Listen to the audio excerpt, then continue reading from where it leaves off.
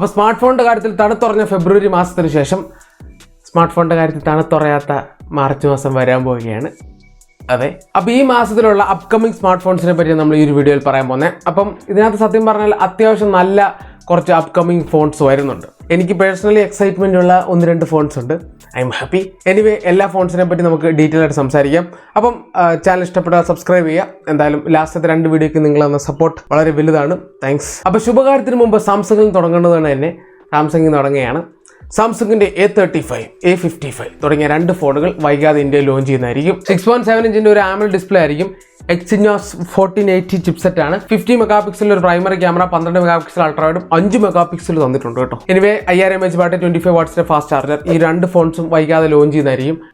Spec അങ്ങോട്ടും ഇങ്ങോട്ടൊക്കെ മാറി A35, A55 ഒരേപോലെ ഇരിക്കും. അപ്പോൾ സാംസങ് നോക്കുന്നവർക്ക് നോക്കാൻ എനിക്ക് വലിയ താല്പര്യമില്ല. പക്ഷേ കുറെ നാൾക്ക് ശേഷം എനിക്ക് സാംസങ്ങിൽ ചെറിയ ഒരു എക്സൈറ്റ്മെന്റ് ഉള്ള ഒരു ഫോണോട് വരുന്നുണ്ട്. സാംസങ് F50 സീരീസിൽ ഈ ഒരു ഫോണിന്റെ സ്പെസിഫിക്കേഷൻ എനിക്ക് ഇഷ്ടപ്പെട്ടു. കാരണം ഈ ഒരു ഫോൺ നമുക്ക് 6.5 ഇഞ്ചിന്റെ AMOLED ഡിസ്പ്ലേ ഉണ്ട്.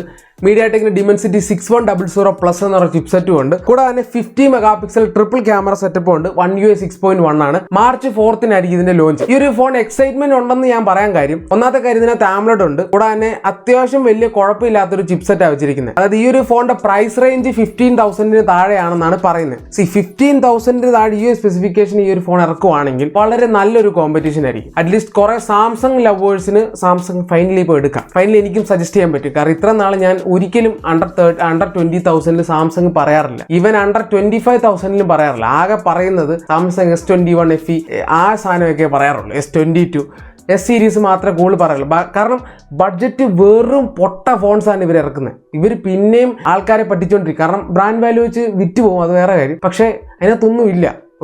നമ്മൾ അനലൈസ് ചെയ്ത് കഴിഞ്ഞാൽ ഒന്നുമില്ല അതിനകത്ത്. സോ ഇതിനകത്ത് എന്തൊക്കെയോ ഉണ്ടെന്ന് തോന്നുന്നു. So A15 full HD+ display ഒക്കെ തന്നിട്ടുണ്ട് കേട്ടോ. അതൊക്കെ വളരെ റെയറാണ്. എനിവേ വലിയ കുഴപ്പമില്ലാന്ന് തോന്നുന്നു. നമുക്ക് നോക്കാം. അടുത്തായിട്ട് നമ്മുടെ പൊക്കോ അണ്ണൻ്റെ ഭാഗത്തുനിന്ന് ഒരു ഫോണാണ് Poco X6 Neo. അപ്പോൾ ഈ ഒരു ഫോൺ ആക്ച്വലി റെഡ്മിയുടെ ഏതൊരു ഫോണിന്റെ റീബ്രാൻഡ് ആണ്, അത് വേറെ കാര്യം. ഇനി ഈ ഒരു ഫോൺ മാർച്ചിൽ ലോഞ്ച് ചെയ്യാൻ സാധ്യത കാണുന്നുണ്ട്. വലിയ ഹൈലൈറ്റ് ആയിട്ടൊന്നും പറയില്ല. പക്ഷേ Dimensity 6080 ചിപ്സെറ്റ് ആണ് ഇതിനകത്തുള്ളത്. പക്ഷേ ഇതിനകത്ത് ഏറ്റവും വലിയൊരു പോയിന്റ് എന്ന് പറഞ്ഞാൽ 120 Hz AMOLED ഡിസ്പ്ലേ തരുന്നുണ്ട്. അറ്റ്ലീസ്റ്റ് Dimensity വെച്ചിട്ട് AMOLED തരുന്നുണ്ട്. അത് വളരെ റെയർ കോമ്പിനേഷൻ ആണ്. കൂടാതെ 5000 mAh ബാറ്ററി, 33 വാട്ട്സിന്റെ ഫാസ്റ്റ് ചാർജർ ഉണ്ട്. So most probably X6 Neo വരാൻ സാധ്യതയുണ്ട്. അടുത്തായിട്ടുള്ള നമ്മുടെ Xiaomi ഉണ്ടന്റെ ഭാഗത്തു നിന്നുള്ള one of the exciting phones ആണ് Xiaomi 14 and 14 Ultra. വൈകാതെ തന്നെ ഇന്ത്യയിലും ലോഞ്ച് ചെയ്യുന്നുണ്ട്. കൂടാതെ ഗ്ലോബലിലും ലോഞ്ച് ചെയ്യുന്നുണ്ട്. ഇന്ത്യയിൽ Xiaomi 14 ആയിരിക്കും. അൾട്ര ഉണ്ടോ എന്ന് എനിക്ക് കൺഫർമേഷൻ ഇല്ല. എനിവേ മാർച്ച് 7-ാം ഈ ഒരു ഫോൺ ലോഞ്ച് ചെയ്യുന്നത്. ഏറ്റവും മെയിൻ ഹൈലൈറ്റ് എന്ന് പറഞ്ഞാൽ 8 Gen 3 കൂടാതെ AMOLED ഡിസ്പ്ലേ. പക്ഷേ camera 50 mega pixel quad camera. വെറും 50 ക്വാഡ് എന്നല്ല പറയുന്നത്, 50+50+50+50. ആദ്യത്തെ 50 ഓഫ് കോഴ്സ് 1 ഇഞ്ചിന്റെ സെൻസറാണ്. രണ്ടാമത്തെ 50 അൾട്രാവൈഡ്, മൂന്നാമത്തെ 5x ടെലിഫോട്ടോ ലെൻസ്, നാലാമത്തേത് 3.2xന്റെ ഒരു ടെലിഫോട്ടോ ലെൻസ്. അതായത് full packed 50 mega pixel. So ക്യാമറയുടെ കാര്യത്തിൽ എക്സൈറ്റഡ് ആണ്.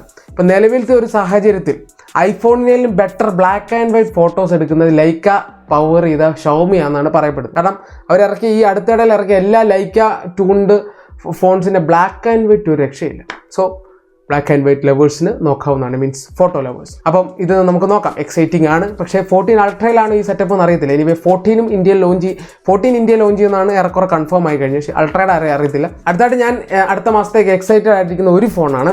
അത് നമ്മുടെ നത്തിങ് ഫോൺ 2A. അതെ, ഞാൻ ഓൾറെഡി അതിനെപ്പറ്റി ഒരു ലീക്ഡ് വീഡിയോ ചെയ്തായിരുന്നു. മീൻസ് ലീക്ഡ് സ്പെസിഫിക്കേഷൻസ് ഒക്കെ വെച്ച് വീഡിയോ ചെയ്തായിരുന്നു. ഞാൻ എപ്പോഴും ലീക്ഡ് വീഡിയോ എന്ന് പറയുന്നത് കേട്ടോ, സോറി. അപ്പോൾ ആ ഒരു വീഡിയോ ചെയ്തായിരുന്നു. കാണാത്തവർ കണ്ടു നോക്കുക.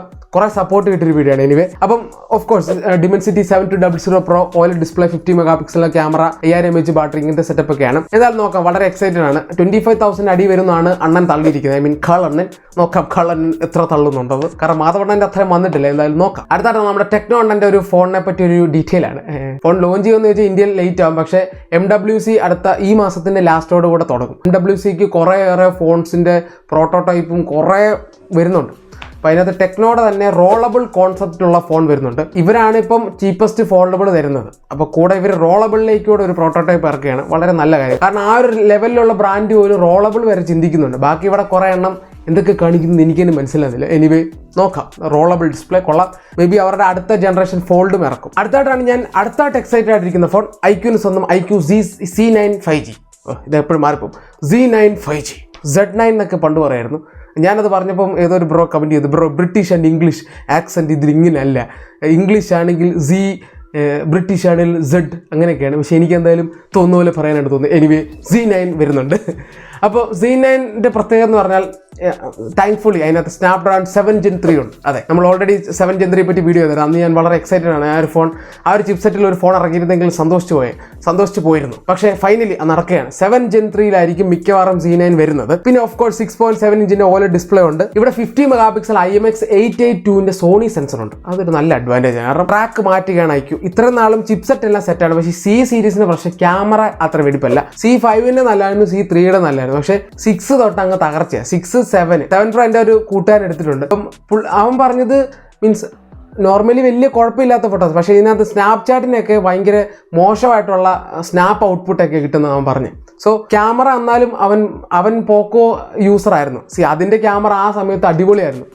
കാരണം കിടിലിന് ഫോട്ടോസ് അങ്ങനെ എടുത്തില്ല. പക്ഷേ ആ ഒരു ക്യാമറ ഇങ്ങോട്ട് വന്നപ്പോൾ ആക്ച്വലി ഇമ്പ്രൂവ്മെൻറ്റ് വരും ഇമ്പ്രൂവ്മെൻ്റ് ആണ് ഉണ്ടായിരിക്കുന്നത്. അതുകൊണ്ട് തന്നെ സോണി വെച്ചത് നന്നായി. നോക്കാം, ഇനി സോണി വെച്ചിട്ടും കാര്യമില്ലെന്നുള്ളതാണ് ഇപ്പോഴത്തെ ഒരു കാലഘട്ടം. കാരണം വെക്കുന്നതല്ലാതെ ഗുണമൊന്നും കാണുന്നില്ല. എനിവേ സോണി ഉണ്ടല്ലോ എന്നോർത്ത് ആശിക്കാം. കൂടാതെ ചെറിയൊരു ന്യൂസ് എന്ന് പറഞ്ഞാൽ 6000 mAh ബാറ്ററി 45 വാട്ട്സിന് ഫാസ്റ്റ് ചാർജറാണ്. 6000 mAh കുറേ നാൾക്ക് ശേഷമാണ് ഇത് കാണുന്നത്. ലാസ്റ്റ് ഞാൻ കേട്ടത് സാംസങ്ങിൻ്റെ ഏതോ ഫോൺ, പിന്നെ പോക്കോയുടെ X3 6000 mAh ആയിരുന്നു. എന്തായാലും നോക്കാം, സ്ലിം വെയിറ്റ് ഒക്കെ കുറവായിരിക്കും. അടുത്തായിട്ട് ഞാൻ കുറേ നാൾക്ക് ശേഷം കണ്ടിട്ട് കുഴപ്പമില്ല എന്ന് തോന്നുന്ന ഒരു ഫോണാണ്. അതായത് Realme 12 Plus വരാൻ പോവുകയാണ്. റിയൽമിയുടെ ഭാഗത്തുനിന്ന് ഒരു എക്സൈറ്റ്മെന്റ് ഇല്ല ഇപ്പോൾ, പക്ഷേ ഈ ഒരു ഫോൺ കുഴപ്പമില്ല എന്ന് തോന്നുന്നു. അപ്പോൾ ഈ Realme 12 Plus ഏറ്റവും വലിയൊരു പ്രത്യേകത എന്ന് പറയുന്നത്, പ്രത്യേകം എന്ന് പറയാൻ പറ്റുമെന്ന് അറിയില്ല, Dimensity 7050 ആണ് ചിപ്സെറ്റ്. കൂടാതെ 6.7 ഇഞ്ച് AMOLED ഡിസ്പ്ലേ ഉണ്ട്. 50 മെഗാപിക്സൽ സോണിയുടെ ലൈറ്റ് 600 എന്ന് പറയുന്ന സെൻസർ ഉണ്ട്. അപ്പം ഈ ഒരു ഫോണിന്റെ ലോഞ്ച് മാർച്ച് 6-ാം തീയതിയാണ്. ഏറ്റവും വലിയ ഇൻട്രസ്റ്റിംഗ് കാര്യം എന്ന് പറഞ്ഞാൽ ഈ ഒരു ഫോൺ ലീക്ക് വരുന്നത് 20,000 താഴെ വരുമെന്നാണ്. 20,000 താഴെ വരുവാണെങ്കിൽ ഇതൊരു കിടിലൻ ഫോണായിരിക്കും. കാരണം നമ്മുടെ പണ്ടത്തെ ആ ഒരു 2019-20 വൈബ് തിരിച്ചു വരുന്ന പോലെ ഒരു ഫീല് വരും. കാരണം ഇപ്പോഴും നമുക്ക് 20,000 അണ്ടറിൽ അങ്ങ് 100% ഒരു സാറ്റിസ്ഫാക്ടറിയുടെ ഒരു ഫോൺ പറയാൻ പറ്റില്ല, ക്യാമറ എല്ലാം കൂടെ ചേർത്ത്. ഇതൊന്ന് നല്ലതായിട്ട് ഇവർ ഇറക്കുവാണെങ്കിൽ ദിസ് കുഡ് ബി ബെസ്റ്റ്. പക്ഷേ ഇതിൻ്റെയൊക്കെ പ്രശ്നം എന്ന് പറയുന്നത് Dimensity 7050 ഇത് ഇങ്ങനെ പേര് മാറി 3 വർഷമായി. 920, 1080, 7050 മാർക്ക് ഒരു പണിയില്ല. ഇതിങ്ങനെ പേര് മാറ്റി ആളെ പറ്റിച്ചുകൊണ്ടിരിക്കുകയാണ്. ബട്ട് സ്റ്റിൽ ആ ചിപ്സെറ്റ് റെലവൻ്റ് ആണ്.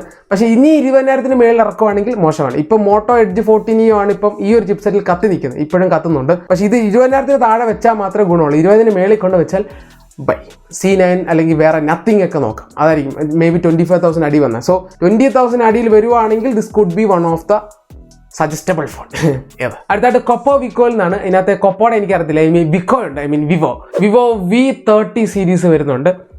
V30 ഒരു ഫോൺ Dimensity 8200 50 മെഗാപിക്സലിൻ്റെ എനിക്ക് തോന്നുന്നു ക്വാഡ് ക്യാമറ ട്രിപ്പിൾ ക്യാമറ എന്താണ് 50-50-50. അപ്പോൾ അങ്ങനെ ഒരു ഫോൺ വരുന്നുണ്ട്, ഇൻക്ലൂഡിങ് ടെലിഫോട്ടോ. അപ്പം അതും ലോഞ്ച് ആകാനുള്ള സാധ്യതയുണ്ട്.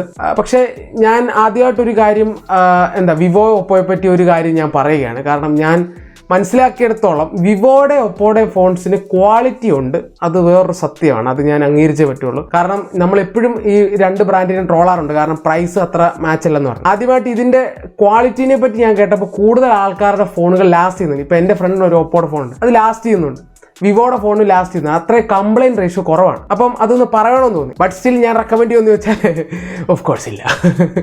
കാരണം 3-4 വർഷം കഴിഞ്ഞ് ഫോൺ മാറ്റേണ്ട ഒരു കേസ് ആയിട്ടാണെങ്കിൽ വിവോയിലും വേറെ ബ്രാൻഡ് നോക്കുന്നത്. പക്ഷേ നിങ്ങൾ കുറേ നാൾ കൂടുതൽ മേടിക്കണമെന്നുണ്ടെങ്കിൽ ഓഫ് കോഴ്സ് കടയിൽ ചെന്നാൽ നിങ്ങളെ തല്ല അടിച്ചേൽപ്പിക്കും, സ്വാഭാവികം. പക്ഷേ ക്വാളിറ്റി എന്ന് പറയുന്നത് അഡ്വാൻറ്റേജ് ആണ്, അത് ആരും പറയാറില്ല, അതുകൊണ്ട് ഞാൻ പറഞ്ഞതേ ഉള്ളൂ. But still value for money അല്ല. എനിവേ, അപ്പം ഇത്രയൊക്കെയാണ് അപ്കമിങ് ഫോൺസ്. എന്തായാലും നിങ്ങൾ ഏത് ഫോണിനാണ് എക്സൈറ്റഡ് ആണെന്ന് നോക്കുക. പിന്നെ എൻ്റെ ഒരു പേഴ്സണൽ അഡ്വൈസ് എന്ന് പറഞ്ഞാൽ 25, 20, 30യുടെ അടിയിൽ ഈ പറഞ്ഞ 3 ബഡ്ജറ്റ് കാറ്റഗറിയിലുള്ളവർ വെയിറ്റ് ചെയ്യുക. ആ മാർച്ച് കൂടെ തീരോട്ടെ, അത് കഴിഞ്ഞാൽ നിങ്ങൾക്ക് ഫൈനൽ ഒരു ഡിസിഷൻ എടുക്കാം. കാരണം ഈ 3-4 ഫോൺസ് കൂടെ ഒന്ന് ഇറങ്ങിക്കഴിഞ്ഞ് തീരുമാനം എടുക്കുക. അപ്പം പുതിയൊരു വീഡിയോ ആയിട്ട് എല്ലാവർക്കും